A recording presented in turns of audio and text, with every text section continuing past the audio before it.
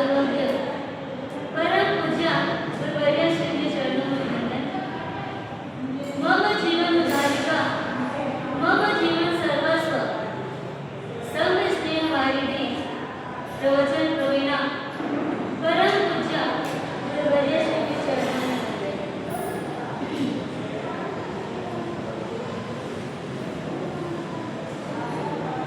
एक बार अकबर बादशाह ने पूरे राज्य में अनाउंस करवाया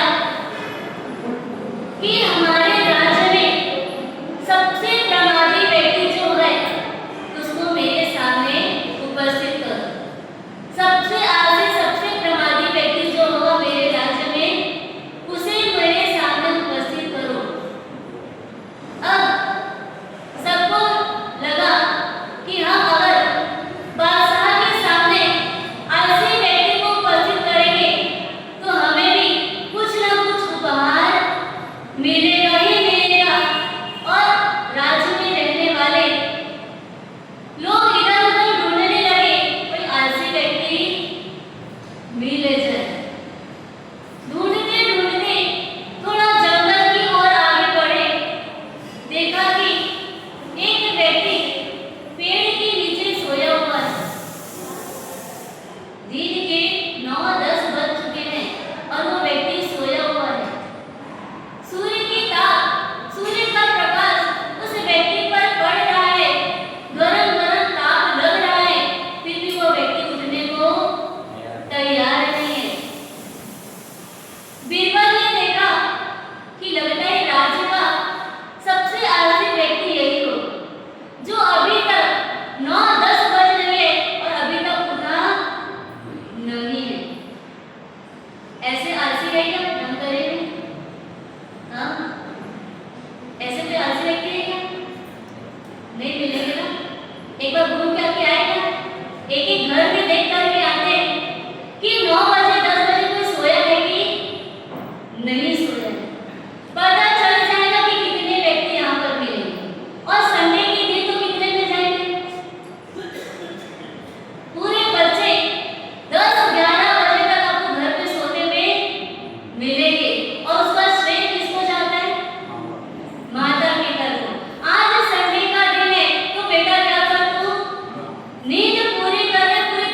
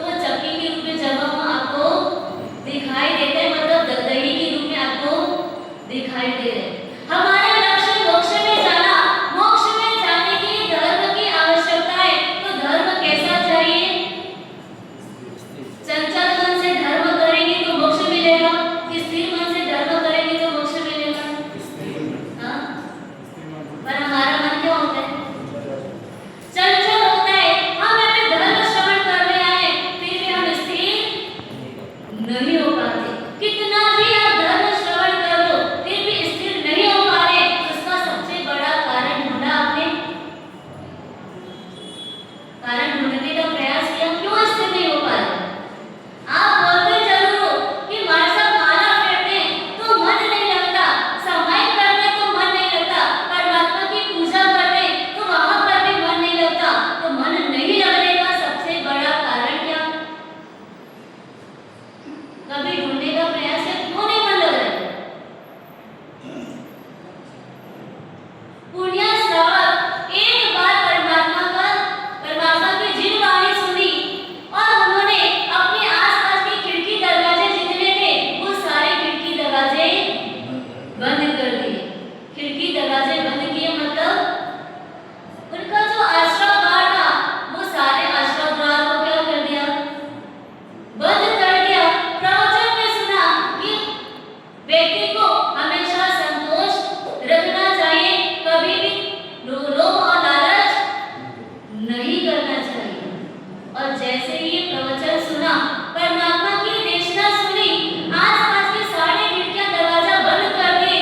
मतलब ये संकल्प कर लिया कि हमारे परिवार में मात्र 2 ही सदस्य है, तो हमें धनार्जन कितना करना, हमको धन कमाना तो कितना कमाना कि 1 पीढ़ी चल जाए, 2 पीढ़ी चल जाए, 7 पीढ़ी, 8 पीढ़ी तक की चिंता करो। हाँ, कितना धन कमाना? संकल्प कर लिया कि घर में 2 सदस्य है, तो 2 सदस्य की क्षुधा पूर्ति हो जाए, भूख शांत हो जाए, उतना ही हमें धन अर्जन करना है। उससे ज्यादा हमको कोई लोभ और लालच नहीं करना है। विचार करो, पुण्य श्रावक, वो जो रुई धागा काटने वाला वो व्यक्ति भी अगर इतना संतोष कर सकता है कि मुझे इतना ही कमाना है, और कमाने के बाद में वो व्यक्ति जब एक समय से करता तो वो स्थिर मन से समय कर पाता है। और हम समय नहीं कर पाते, इसका कारण क्या? हमारे लोभ और लालच अभी कम नहीं हुए, इसलिए हम समय पे भी करते हैं, हम स्थिर होकर के समय नहीं कर पाते, और वो समय का जो रिजल्ट आना चाहिए वो रिजल्ट भी नहीं मिलता।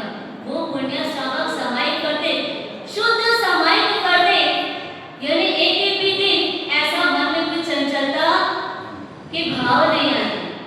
श्रीनिक महाराजा जब परमात्मा के पास जाते, परमात्मा को पूछते हैं कि भगवान मेरा अगला भाव कौन सा होगा, मैं यहाँ से आयुष्य को पूरी करके कहाँ जाऊंगा? तब परमात्मा कहते कहाँ जाओगे? नरक में जाओगे। जैसे ही नरक सुना, पूरे शरीर से पसीना छूटने लग जाता है, कपकपी छूटने लग जाती है, और आप उनको बोला जाए नरक में जाने वाले हो, तब क्या होगा? हमारे बहुत सारे भाई बहन भी ऐसा बोलते हैं कि हमारे साथ हमने तो पूर्व पहले ही इतने सारे पाप कर चुके हैं, हमने तो रात्रि भोजन भी किया है, जमी कद भी खा लिया है, और ना जाने कितने बड़े बड़े पाप भी कर लिए, तो हम कहाँ जाएंगे? हम तो नरक में ही जाने वाले हैं। तो नरक में जाने वाले ही हैं, तो धर्म करने से क्या फायदा? कोई फायदा है क्या? जब नरक में ही जाना है, नरक के दुखों को ही सहन करना है, उनके कष्टों को ही सहन करना है, तो अभी धर्म करने से कोई फायदा है कि नहीं? पारस जी बोले बहुत फायदा है। फायदा है, पर वो फायदा हमारे आंखों के सामने दिखाई देता है क्या? लोग बोलते हमारे साथ हमको तो नरक में ही जाना है, अब हमको धर्म करना ही नहीं। और हमने ऐसे बहुत लोगों को देख लिया जो धर्म श्रवण करके आते हैं, पर उनके जीवन में कोई चेंजेस नहीं आता है, तो हमको धर्म करने से कोई मतलब भी नहीं है। विचार करो, हमारे धर्म को देख करके, एक व्यक्ति को धर्म को देख करके व्यक्ति पूरे जिन शासन के प्रति अगर उंगली उठाता है, तो हम कहाँ जाने वाले हैं? हमको ऐसा धर्म करना है ताकि लोगों को देख करके लगे अगर धर्म करना हो तो किसकी तरह करना? इस व्यक्ति की तरह। जब श्रीनिक महाराजा पूछने गए, तो भगवान ने बोला कि भाई तुम तो नरक में जाने वाला है। ऐसे पसीना छूटता है, कपकपी छूटती है कि भगवान मुझे नरक में नहीं जाना है, नरक में नहीं जाने के लिए मुझे क्या करना है? आप जो उपाय बताओगे वो सारा उपाय करने को मैं तैयार हूँ। तब परमात्मा ने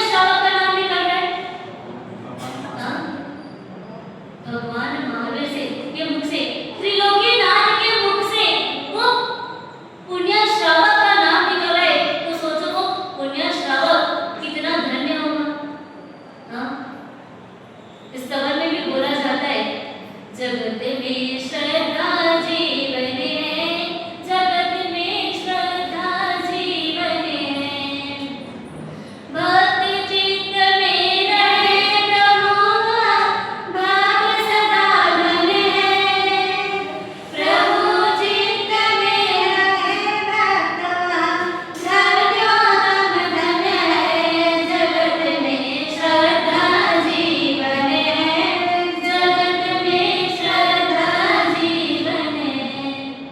क्या बोला? अगर भक्त के चित्त में, भक्त के हृदय में अगर परमात्मा निवास करते हैं तो वो भक्त कैसा है? धन्य है। पर यदि परमात्मा के हृदय में अगर वो भक्त का निवास हो जाए तो वो भक्त कैसा है? धन्योतम धन्य है। अभी हमारा नंबर किसमें लगा? हम धन्य हुए हैं कि धन्योतम धन्य हो चुके हैं? हाँ? अभी मात्र क्या है? धन्य की कैटेगरी में आए हैं कि नहीं आए वो भी नहीं पता। यदि परमात्मा के प्रति इतनी श्रद्धा हो जाए कि कोई व्यक्ति कितना भी कुछ भी बोले, मेरे परमात्मा ही सही है, मैं पहले परमात्मा को छोड़ करके अन्य मार्ग पर कभी भी नहीं जाऊंगा, ऐसी दृढ़ श्रद्धा अगर आती है तो आप धन्य हो। पर यदि परमात्मा के हृदय में उस भक्त का निवास हो जाए तो वो भक्त कैसा होता है? धन्योतम धन्य होता है। वो परमात्मा के मुख से वो पुण्य श्रावक का नाम आ रहा है, विचार कर। कभी कभी प्रवचन के दौरान अगर किसी एक भक्त का नाम, एक श्रावक का नाम प्रतिदिन रोज रोज लेने में आए तो मन में क्या विचार आता है? आप लोगों के मन में क्या विचार आएगा? अगर प्रतिदिन पारस नदी का नाम ले लिया जाए तो क्या होगा? हमारे सब तो क्या करते हैं? खाली पारस नदी का ही नाम लेते हैं और किसी का नाम तो लेते ही नहीं। हम लोग भी तो प्रतिदिन आते हैं, हम लोग भी तो सामने में बैठते हैं, पर हमारा सबको दिखाई नहीं देता है। विचार करो, वो गुरु भगवत के मुख से अगर वो श्रावक का नाम निकल जाए, वो भक्त का नाम निकल जाए तो वो श्रावक का हृदय कितना गदगद हो जाता है। जब श्रीनिधि महाराजा को बोला गया कि पुण्य श्रावक के घर पे जाना, उनकी एक समय कदर खरीद लो तो तुम्हारी नरक टल जाएगी। अब नरक को टालना है, नरक से भयभीत है, पाप भीरु आत्मा होने के कारण वो दौड़े दौड़े चले गए पुण्य श्रावक के घर पे और पुण्य श्रावक के पास जाकर के हाथ जोड़ करके विनती करते कि भाई तू तो एक समय करता है, तू तो प्रतिदिन समय करता है, मुझे मात्र कितनी समय दे दे तू? एक समय दे दे, तू जितना बोलेगा उतना धन मैं तेरे को देने को तैयार हूँ। अब समय बेची जा सकती है? समय आप कितना भी मूल्य दे तो उसको बेचा नहीं जाता है। पुण्य श्रावक ने बोला कि जिसने आपको भेजा है उनके पास जा करके आप ये समय का मूल्य पूछ लो। ये समय का तो मूल्य मुझे पता नहीं। जब वो वापस जाते हैं तो परमात्मा कहते हैं, चाहे आप मेरू पर्वत पे जितना भी धन इकट्ठा कर लो, सोना चांदी हीरा मोती जितना भी अमूल्य वस्तुएं होती है, आभूषण होते हैं, वो सारे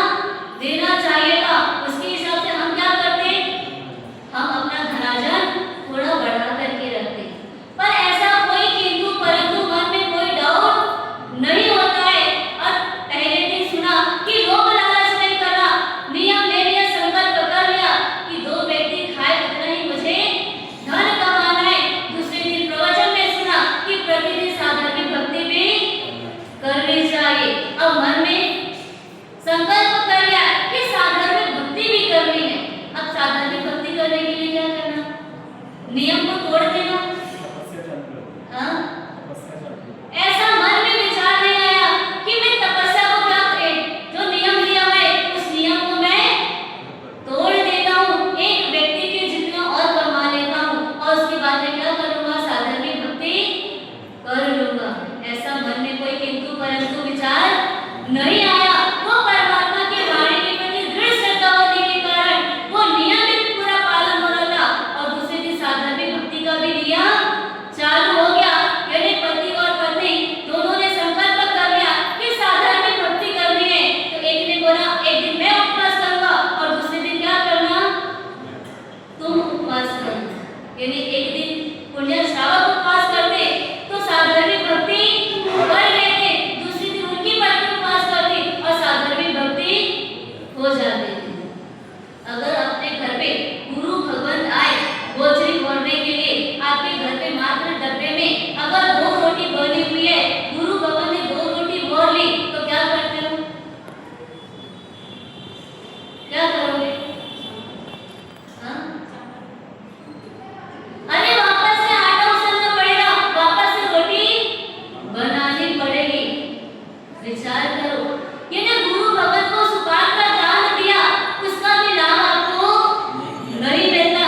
इसलिए क्या कहते हैं कि घर पे जितने सदस्य हो उतने ही प्रमाण में आपके घर पे रसोई बननी चाहिए। और ऐसे में 19-20 होता है तो हमारे घर पे बहनों के हाथ से क्या होता है, अगर 4 सदस्य है तो 8 लोग जिम करके चले जाए इतना तो कभी ना कभी भोजन कम ज्यादा हो ही जाता है और उसमें आकर के साधर्मिक भी भोजन करके चले जाते हैं। यदि साधर्मिक भक्ति का भी लाभ मिल जाता है। अगर गुरु भगवान आ भी गए तो सुपात्र दान का भी लाभ मिल जाता है। पर हमारी बहनें आजकल क्या करते हैं, पहले चूल्हा का सिस्टम था तो एक साथ डब्बे पे रोटी बन जाती थी। अब जैसे जैसे घर के सदस्य जिमने आते वैसे वैसे गरम गरम फुल्की उतर के थाली पे आते। यानी सुपात्र दान से भी हम वंचित हो जाते हैं और साधर्मिक भक्ति से भी क्या होते हैं। अगर यहाँ पे कोई व्यक्ति आए और अगर यहाँ पे चौका बंद है, अगर चौका चालू है तो यहाँ पे रहने वाले सब निश्चिंत होते हैं कि बाहर से आने वाले लोग कहाँ चलेंगे, चौके पे चलेंगे। विचार करो, साधर्मिक भक्ति अगर हमारे भाई लोग आते हैं बाहर के, वो आपके घर पे कगलिया भी नहीं कर पाते। यानी विचार आता है जिनको साधर्मिक भक्ति करनी होती है वो कहते हैं कि हमारे साथ बाहर से जितने लोग भी आएंगे उनको आप हमारे घर पे भेजना, किसी बहाने उनको हमारे हाथों से वो साधर्मिक भक्ति करने का लाभ मिलेगा। और वो साधर्मिक अगर आते हैं तो हो सकता है उसमें कोई तीर्थंकर की आत्मा होगी, कोई गंधर की आत्मा भी हो सकती है। वो लाभ से हमको वंचित नहीं होना है। ऐसे पुण्य श्रावक प्रतिदिन साधर्मिक भक्ति भी करते थे तो कितना स्थिर मन हो चुका था कि हमको इतना ही कमाना है और हमको साधर्मिक भक्ति भी करनी है। अब ये लगता है ये तो कहाँ की बात हुई, इतिहास की बात हो जाती है, बहुत पुरानी बात हो जाती है। इन बातों पे श्रद्धा और विश्वास भी थोड़ा कम होता है। पर आज की डेट में भी ऐसे ऐसे लोग हैं जो साधर्मिक भक्ति करते हैं और जितने घर पे सदस्य हैं उतना ही वो कमाते हैं। सूरत में एक परिवार है, जब प्रवचन सुनने के बाद घर जाकर के अपने पत्नी को बुलाया, पत्नी के सामने पूछा कि 1 महीने का हमारा दिन भर का खर्चा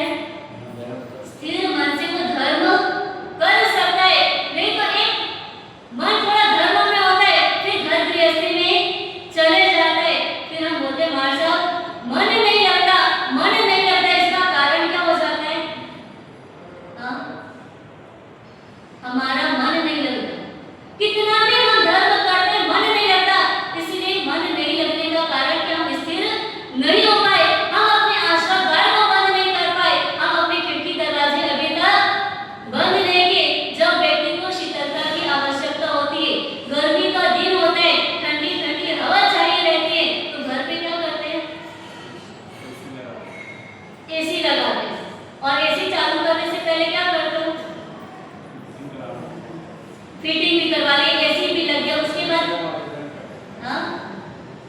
सब खिड़की दरवाजे बंद कर। सब खिड़की दरवाजे बंद कर दे दो, तभी वो एसी की हवा आपको मिल पाती है। लगता है कि अगर खिड़की दरवाजे खुले तो वो एसी की हवा भी हमको नहीं मिलेगी। तो वैसे ही अगर आत्मा की शीतलता चाहिए, आत्मा को स्पर्श होने के लिए क्या करना पड़ेगा? बाहर के जितने खिड़की दरवाजे हैं वो सारी खिड़की दरवाजे को क्या करो? बंद करो। अब पर्युषण पर्व आने वाला ही है, उसके पहले क्या करना है आपको? क्या करना है? वहां से पर्युषण पर्व आने वाला ही है, ऐसे भी हम क्या करेंगे? 8 दिन बिजी रहेंगे, तो 2-4 दिन बचा है, उसमें हम क्या कर लेते हैं? थोड़े दुकानदारी में हम थोड़ा ज्यादा समय देते हैं ताकि थोड़ा धन अर्जन कर ले, और ताकि क्या करेंगे? पर्युषण में क्या होता है? बोली बोली जाती है। जब हम धन कमाएंगे तब हम क्या कर पाएंगे? वो बोली का लाभ ले पाएंगे। अगर धन नहीं कमाएंगे तो बोली का लाभ कैसे लेंगे? विचार करो, अगर आपको आपकी आवश्यकता की जितना ही आप कमाते हो तो आप उतना ही कमाइए। ये बोली बोलने के चक्कर में आप, अगर आपका नियम नहीं है कि आपको बेफाम कोई लगाव नहीं, हमको तो जितना मिले हमको तो उतना लेना है, कोई देने वाला मिल बस है। हमारी आदत क्या है? और अनादि के संस्कार है, हमारी आदत लेने की ही होती है। एक बच्चा तालाब में स्नान करने के लिए गया, नदी में, और अचानक से तेज प्रवाह आया और वो बच्चा थोड़ा और आगे बढ़ने लगा। अब लगा कि वो डूबने वाला ही है, और वो बच्चा जोर जोर से आवाज लगाता है, मुझे बचाओ, मुझे बचाओ। जैसे ही पास में एक व्यक्ति रहता है, वो सुन लेता है बच्चे की आवाज को, और बच्चे के पास जा करके थोड़ा नजदीक जाता है और बच्चे को कहता है कि भाई तेरा हाथ मुझे दे दे। क्या कर? तेरा हाथ मुझे दे दे तो मैं तुझे बचा लूंगा। पर वो बच्चा हाथ देने को तैयार नहीं होता। उसी समय एक दूसरा व्यक्ति आता है और वो कहता है कि भाई तू मेरा हाथ ले ले। क्या कर? तू मेरा हाथ ले ले। जैसे वो बच्चा सुना हाथ ले ले, तुरंत वो दूसरे भाई का क्या करता है? हाथ पकड़ लेता है और वो नदी के बाहर आ जाता है, सुरक्षित बच जाता है। क्या समझे आप लोग? हाँ? देने की आदत नहीं, देने की। यानी वो बच्चे की अनादि के संस्कार कितने, वो पानी में डुबकी लगा रहा है, मरने की स्थिति में पहुंच रहा है, फिर भी अगर बचाने वाला सामने तैयार खड़ा है, वो बोल रहा है भाई तेरा हाथ दे दे, तो देना नहीं है। पर जैसे ही दूसरे व्यक्ति आकर के बोला तेरा हाथ दे दे, तो क्या हुआ? तुरंत हाथ दे दिया। यानी अनादि के संस्कार क्या हमारे? लेने के हैं। तो ये अनादि के संस्कार को क्या करने का है? ये मनुष्य का भाव मिला है, ये अनादि के संस्कार किसी मनुष्य भाव में टूट सकते हैं। आप सोचोगे कि मेरे को अगला भाव मिलेगा, दूसरे जन्म में और कहीं जाऊंगा तो मैं ये संस्कार को तोड़ दूंगा। उस समय आप कितना भी प्रयास करोगे वो तोड़ने की ताकत आपके पास नहीं होगी। मान